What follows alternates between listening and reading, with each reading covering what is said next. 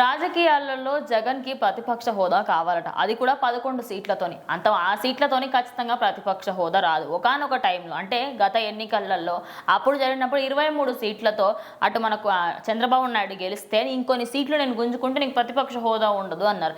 ఇప్పుడైతే అయ్యన్న పాత్రుడు మాత్రం ఆయన క్లియర్ కట్‌గా నువ్వు ఇంకొకసారి అడిగినవంటే కనీసం నీకు ఈ మాత్రం రెస్పెక్ట్ కూడా నేను చెప్పను అనే విధంగా ఆయనైతే నిరాకరించేశారు. దీని గురించి మీరు ఏమంటారు? సో ఖచ్చితంగా చరిత్రలో ప్రతిపక్ష హోదా సంపాదించుకుని ఒక నీచమైన పార్టీ ఏదైనా ఉంది అంటే అది వైఎస్ఆర్సీపీ అని చెప్పుకోవచ్చు. ఎందుకంటే ఆయన చేసిన 5 ఏళ్లలో వాళ్ళు చేసిన దౌర్జన్యాలకి ప్రజలు కూడా ఇచ్చిన తీర్పు ఎట్లా ఉందంటే మళ్ళీ ఇంకోసారి వీళ్ళు రాజకీయాలను తలుచుకోవాలంటేనే భయపడే విధంగా ఆ విధంగా అయితే కొట్టారనమాట.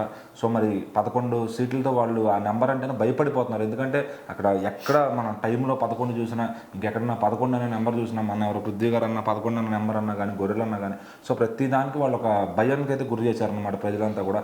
అట్లానే వీళ్ళు కొట్టిన దెబ్బ అట్లా ఉంది రాజకీయంగా. సో మరి కూటమి పవర్ ఏంటంటే వాళ్ళని 150 సీట్లను కూడా కలిపి మొత్తానికి 11కు తీసుకొచ్చారు ఖచ్చితంగా. సో మరి అలాంటి వాళ్ళకి ప్రతిపక్ష హోదా కావాలని చెప్పి జగన్ గారు అయితే అడుగుతున్నారు. ఎందుకంటే ఆయన సైడ్ ఉన్న ప్రజలంతా కూడా ఎవరైతే వాళ్ళ ఓటర్లు ఉంటారో వాళ్ళందరూ మాకు మీరు ప్రతిపక్ష హోదాలో ఉండి క్వశ్చన్ చేయాలి అని చెప్పి అడుగుతున్నారు. సో అట్లానే మన పవన్ కళ్యాణ్ గారు కూడా నువ్వు వచ్చి క్వశ్చన్ చేయి లేకపోతే మాకు పని చేస్తున్నట్లేదని కూడా ఆయన కూడా సరదాగా ఎక్కిరిచ్చారనమాట. సో మరి అలాంటప్పుడు మరి ఈయన అడగడంలో తప్పులేదు కానీ అక్కడ అతనికి అర్హత లేదు. ఎందుకంటే ప్రతిపక్ష హోదా కావాలంటే మినిమం 18 సీట్లు కావాలి. సో ఆ 18 సీట్లు ఈయన సంపాదించుకోలేదు. అందుకని చెప్పి ఇతను అనర్హుడు ప్రతిపక్ష హోదాకి. సో మరి స్పీకర్ గారు వీళ్ళంతా కూడా చెప్తూ ఉన్నారు, మీకు ఇంకా ఫైనల్గా చెప్పేశారనమాట, ఖచ్చితంగా ఇక సస్యమేరా నీకు ఇచ్చేది లేదు, వస్తే ఒక ఎమ్మెల్యే క్యాండిడేట్ లాగా రా అసెంబ్లీలో కూర్చొని స్నాక్స్ పెడతారో తెలియదు వెళ్ళు అనే విధంగా అయితే. ఇప్పుడు ఆయన ఎమ్మెల్యేగా కూడా ఇప్పుడు మొత్తం అసెంబ్లీలో ఇప్పటి వరకు జరిగిన ఒకటి అది ప్రమాణ స్వీకారం తప్పి ఇప్పటివరకు మళ్ళీ రాలా.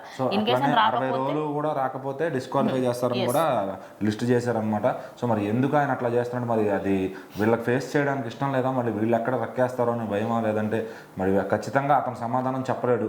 వాళ్ళ 11 మంది కూడా అంత సమర్థులేం కాదు గెలిచిన వాళ్ళు కూడా. సో మరి ఇక్కడ వీళ్ళందరికీ ఎదురు తిరిగి వాళ్ళు నిలబడాలంటే కనీసం ఒక 18 మంది ఉంటే అందుకే ప్రతిపక్ష హోదా ఇస్తారు. ఆ 18 మంది ఏదో ఒకటి సమాధానం చెప్తారు, బలంగా ఉంటారని. సో మరి 11 మంది అందులోనూ మరి ఈయనేం మాట్లాడకుండా ఇలా నవ్వుతా కూర్చుంటాడు కాబట్టి మరి ఇంకా ఆయన్ని ఎవరు కూడా రావాలని కూడా ఎవరు అనుకోరు. సో ఖచ్చితంగా అతనికి అర్హత లేదు కాబట్టి అర్హత లేదని అతను గుర్తు చేస్తున్నారు. సో మరి అతని స్థాయి ఏంటనేది ప్రజలు డిసైడ్ చేశారు. సో ఖచ్చితంగా ఈ 5 ఏళ్ళు అసెంబ్లీలో ఉన్నా పడి ఉండాలి తప్ప అతను నోరు ఎత్తడానికి అయితే ఛాన్స్ లేదు.